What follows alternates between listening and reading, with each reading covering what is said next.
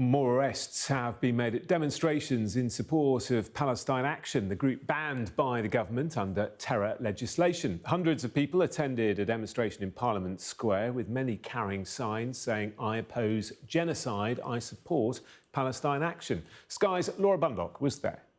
Well, at the strike of 1 o'clock, the protesters here pulled out their placards, pulled out their black markers and started writing slogans that signalled and showed their support for Palestine Action. Ever since then, they have literally been sitting around, lying around here in Parliament Square, awaiting arrest. They know writing, holding, showing these messages, supporting Palestine Action, a prescribed, a banned organisation, is in itself a criminal offence, and they await the police, who are slowly and methodically making their way around the square to make the arrest. But that in itself is taking a long time with so many people here. They are all prepared to wait. They are all ready to be arrested. It's very interesting talking to the people who've come here today.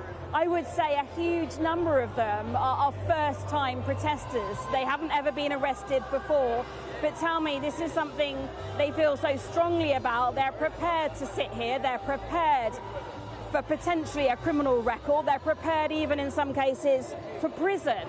And it's interesting, I would say, looking at the people, you get a sense that they are perhaps a motivated, middle-class type of person now coming out, wanting to make their views, to make their thoughts on what's happening in the Middle East heard. And I asked them, is their arrests, is the action here going to make a difference? Will it further their cause? And they say they've had enough. This is the time for action. And if that means being arrested, if that means being sent to prison, that is a risk they are now prepared to take. But they've been here a few hours, and as you can see, there isn't much sign of those arrests at the moment. This could take many, many hours before the protesters here, and like I say, looking around, there do seem to be hundreds, are eventually arrested. Laura Bundock reporting. Meanwhile, in Gaza, the Israeli military has intensified its assault on Gaza City. A residential block, the Al-Zuzi Tower, was targeted and destroyed as the Israeli Defence Minister again claimed that the gates of hell were opening.